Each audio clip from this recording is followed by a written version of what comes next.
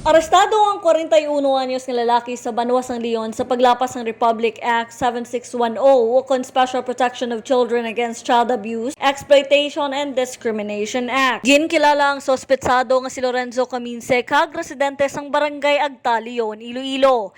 Yara karon sa kustodiya sang Leon PNP ang sospetsado kag ginrekomendahan sang piyansa nga nagabalor 180,000 para sa iya temporaryo nga kahilwayan. Samtang ginaresto naman sang Kalinog PNP si Alejandro Regula, 43 anyos, kag residente sa Bacolod City, Negros Occidental, sa kaso ng Republic Act 9165 o Comprehensive Dangerous Act of 2002.